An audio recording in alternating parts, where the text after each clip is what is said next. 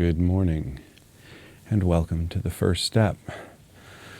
Another day here in Camas, Utah. Good to have you with me, with us. I got Zach and Nicholas in the studio.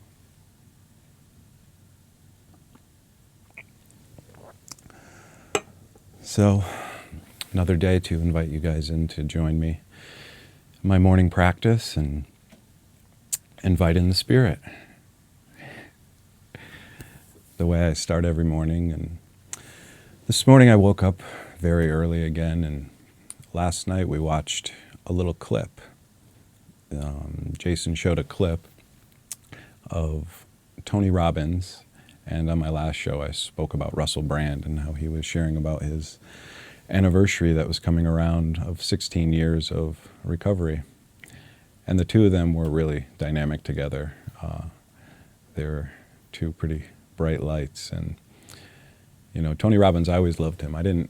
Wasn't introduced to him until maybe 4 years ago, and when I watched him I thought he was just a ball of energy. And then I had seen his movie, which is I'm Not Your Guru, and he talked about one of the scenes in there last night when he was talking to Russell. And when I awoke this morning I realized it, and I've talked about this on the show before, this moment of waking. And this morning it was 4:15 and woke up, and it's like, and I don't ever really want to get up. Maybe 1 in 10 days I wake up like a spark, like, oh, let's go, it's time to get up. But typically that's not the case, especially if I'm going to bed at 10, 11 or later. And what he spoke about was he has at his properties, he has these little, and this was my favorite part of the movie that I watched actually. It's a little square, it's only probably like 3 or 4 foot square. It's just a little pool, and he calls it a plunge pool. And it's 56 degrees. And he has a whole bunch of reasons that he does it. He says it clears his lymph nodes and a bunch of other things. But I actually always liked to jump in cold water. When we were in Mexico working on the Spreaker app for 5 months, we had an ice cold pool, and I used to jump in there all the time, and I felt invigorated. And he does this first thing in the morning. But what he was talking to Russell about was what goes on his mind each morning before he does that. And he was like, oh, you think I want to jump in there every morning? He's like, no, I get the prompt to do it, and I go out, and right as I'm standing there, the negotiator comes in like, you don't have to do it today. And he says, I just don't listen to that. He said, I'm done negotiating. And that's really what I start these mornings with. And even from that point of getting up, and it's usually only a few minutes after I get up, and then I feel like more inspired after I invite in the Spirit and do all the other things that I've spoken about on my other shows, which was, scan for disturbances, look at my fears, my desires, my attachments, my possessions. And if you actually go back to my other, I think maybe 1, 2, 3, and 4, I talk about that process, and you can go back and watch those. But I was thinking about what to talk about today, and it came in yesterday a little bit. In the afternoons on the days before these shows, I'll go into the prayer room, and I'll do an afternoon meditation, and I'll just sit down and say, hey, what would you have me say, and what do you want me to share about my morning practice or nightly review, or really getting in touch with what's most present and what I'm doing. Like last show I talked about this process of the WAIT acronym, why am I talking, what am I thinking, just drawing me further into a present mind watching, mind training. I always say Jedi mind training, be mindful of your thoughts, Anakin. Use your feelings. This is all I'm doing over and over so I can get in touch with that. And I think the major component to these mornings, and all of it, comes down to this moment of surrender. It's, can I be in that place of, Sarah McLachlan called it sweet surrender.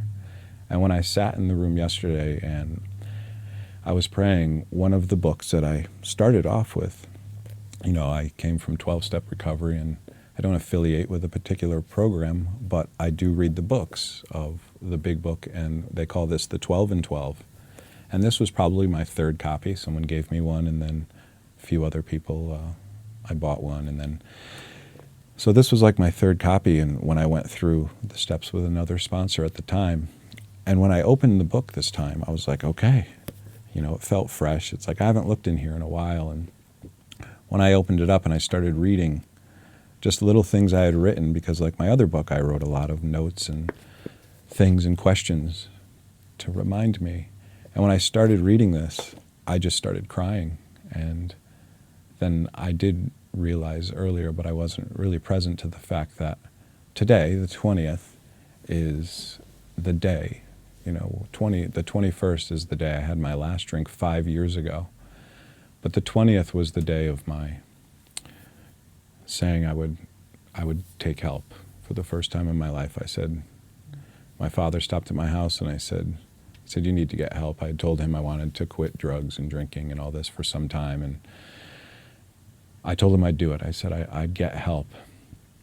And then it was the following day I had 2 more drinks on my way to return a car, and then I went to this recovery facility that I learned this process of recovery, and that brought me to the Course in Miracles eventually. But the one thing that they had written on the wall, as soon as I walked in, it was a big triangle on the ceiling in the barn at this recovery place that I went, and it said, I can't, he can, I think I'll let him.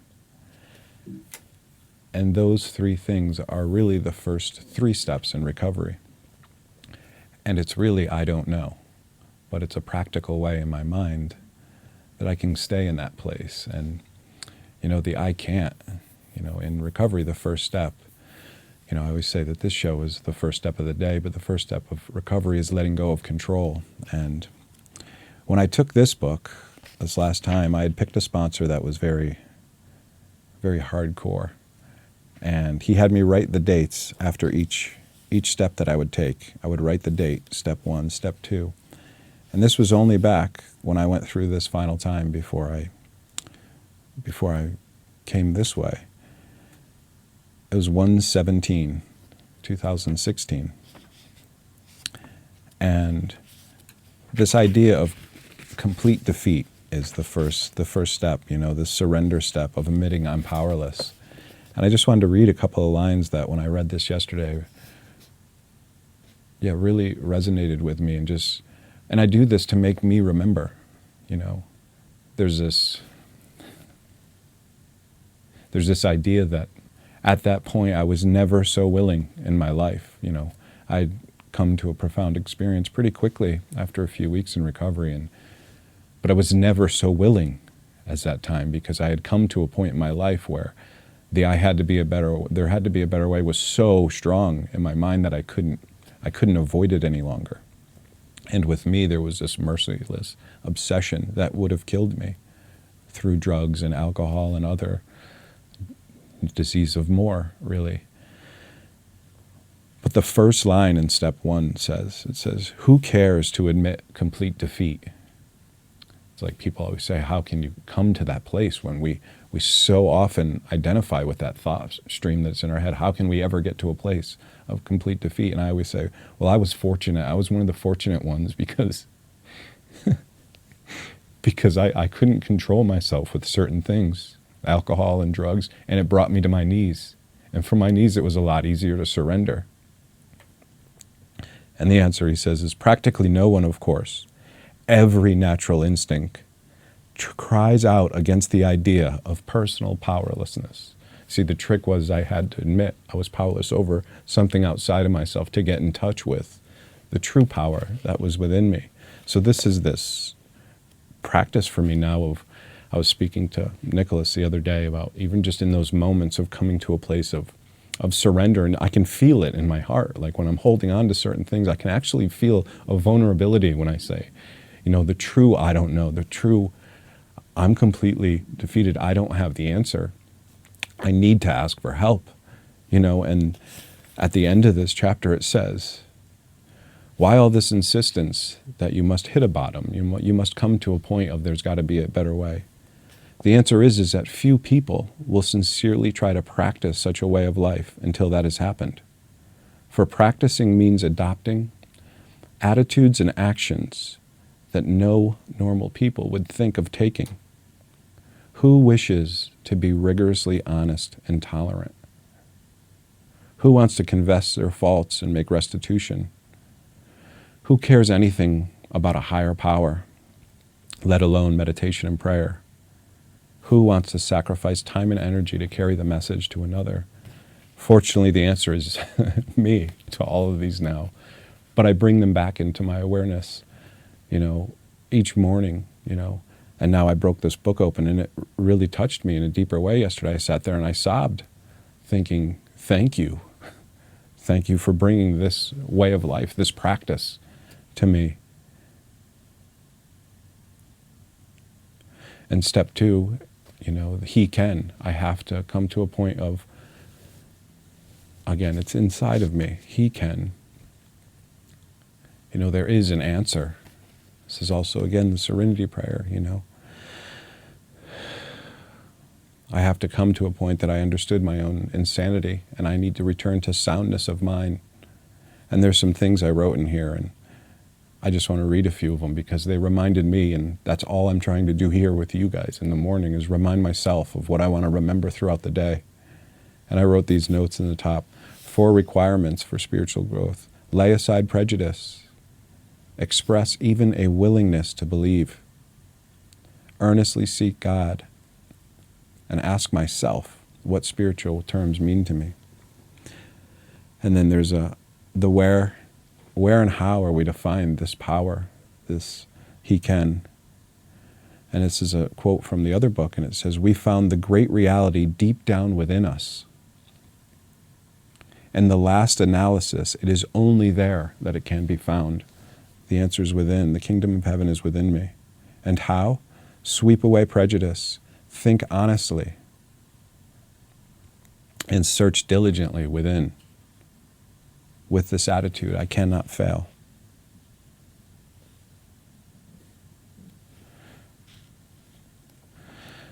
Which brings me to the end of step.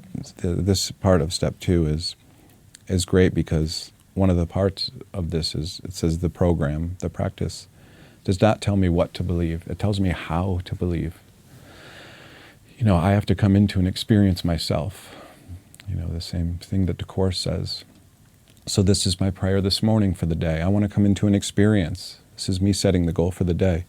Then I wrote these other words. A willingness to believe brings me to faith. Belief brings me to faith. The spiritual principle of hope, the second step in recovery, that he can, is a hope. That there's hope for me. There's a hope for me from this insanity, from this complete attraction, this complete identification with that stream of thought that had always controlled me. There's a hope of a freedom from that. The spiritual principle of hope allows me to have faith. Faith implies knowledge. Knowledge is gained through experience. By doing these things, I can come into experience. And so I wrote these things. So if this isn't even part of the book, I don't know where this came from. Not from me, but so if I display courage and follow the clear-cut directions, and I apply this to the recovery program as well as the Course in Miracles, it's clear-cut directions to get in touch with that guidance. If I display courage in following those clear-cut directions, if I show courage in rightly relating myself to God, I was afraid. And for me, it took courage to actually start praying, to talk about these things. If I exhibit courage in rightly relating myself to others, going towards my brother, expressing, sharing my secrets, all of it, then this process will bring forth a spiritual experience, an experience of God, a spiritual awakening. I will awaken to the knowledge that God is. This is me making a promise to myself, back years ago. And so now when I read this again, it's just so I can anchor this in my mind for today, and I can make this commitment. And then the third step that I always go back to is, I made a decision, and this is the decision I make in every moment, to turn my will and my life over. And this is, I think I'll let him. This is the letting go of it. And there's a few lines in the book that I wrote here, and it's about this word, abandon. I need to abandon myself. And in the book it says, at least we abandon ourselves utterly. To let go of this entirely. We asked Him through His protection and care with complete abandon. And abandon yourself to God. And this is the step of, there's another line that I love, and it says, this is in some of the 12-step meetings, they read it before how it works. They read it before all the meetings. And some of us tried to hold on to our old ideas, our old thought pattern. And the result was nil until we let go absolutely. So this letting go absolutely is what I'm trying to do each morning, and through remembering these things. And then, my other shows I've talked about how the practice of this, how I do it, letting go absolutely is not trusting my own thoughts. I get to a point where I've said on another show, I write down what I want to do for the day, I put them on my list, and then I share them with Susanna, my wife, with Jason, the one that I link with here, with the studio team, whoever I'm working with. Hey, how does this sound to you? And then the reflection comes back. That sounds good. I've let go of making the decisions. This is the rules for decision and action. When I let that go, I let go of the guilt, because guilt is implied in every decision I think I'm making for myself. Because in truth, there is no decision that I want. The ego is going to create these limitless choices that I actually don't know which one I want. So then I'm going to choose one, and there's guilt buried in it. So this is the way out. I can let go of making those decisions. And when I looked in here, it was funny, because I looked at the dates, and I was bringing back, as much as I could, I was trying to bring back these thoughts of, help me remember what it was like. Help me remember the willingness I had, when I said in the last show this idea of how. The how is honesty. I need to be honest that I can't control anything. I need to be honest about my mind, about the things that I'm thinking and feeling, the open-mindedness and the willingness. And that willingness, I just try to call back, like, I want to be that willing with everything to let go of all the desires I think I have. When I said every desire is the inappropriate desire to be at one with God. So I want to let go of all of those. I want to let go absolutely so I can experience activation of spirit. I can experience the miracle, the fourth dimension, and I can live there. And this is how I do it. And then this other part that came to me, and I didn't realize I wrote this in here, and it was, so I went through and I wrote the dates after I had completed each of these steps. And when I got to 10, it was 4/3. It was April 3rd, 2016. 18 days later, after I finished that step, and I wrote, the same day I wrote this, and I didn't even realize it until I looked in here. 4/3/16. To devote my life with active willingness to the denial of guilt in all forms. And I heard that in one of the talks that David gave, and I was like, yeah, that's what I want to do.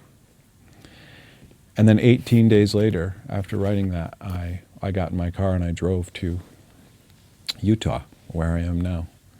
And that was, 2.5 years ago, or however long.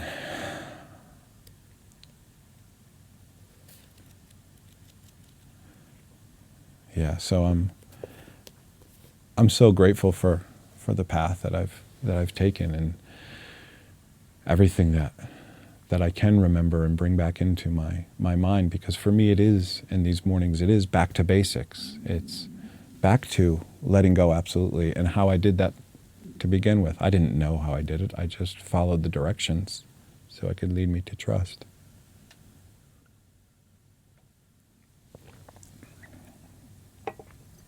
I love this tea, by the way. So my other prayer for this morning, this word had kept coming to me as I practice these things and try to keep my mind occupied with, replacing that top 40 thoughts, letting me live in the answer rather than the problem. I've shared with you on my phone that I type in practice each time to remember me to do my practice of what feelings would I have today? What do I want to have happen to me? What do I want to experience? And so then, as I typed it so many times, I started making an acronym out of the word practice. And P was for patience, R was for reverence, A was for acceptance, and C, the word constancy, came to me. And I looked it up, and it says, constancy, the quality of being unchanging or unwavering, as in purpose, love, or loyalty, firmness of mind, faithfulness. So my prayer today is this constancy. I want to continue these practices. I want to remember the basics. I want to remember to surrender today in each moment. Surrender to that point of vulnerability where at the beginning it feels a little scary until you feel that it's sweet, until you feel the sweet surrender. You know, that's the trick of it, is that surrender seems like deprivation, or it seems like loss. It seems like if I let go of everything. But once you just get a taste, once I got a taste, it was like, oh, and now it's a practice to keep going back to that place until it's a constant experience of, in that surrender, right beyond the little timidness and fear, is it's a relaxation of, what was I thinking, trying to hold on so tight? So I want to join you in the prayer for today, for me, of constancy, to remain as close to that surrender point as I can, to let go what I think, let go of my old ideas, to identify the old ideas as they try to come in. Those are the easiest ones for me to see. Oh, there's an idea. I've seen that one before. Don't want that. No, thank you. I can't. He can. I think I'll let him. So today I'd like to join in the prayer of letting Spirit guide my day, my mind. And I thank you so much for joining me. And I will, most likely, we'll see what happens on Christmas morning. Maybe we have a special edition. Maybe we have a guest, or we'll see what happens. But I think we will be broadcasting. So thank you so much, and have a blessed day.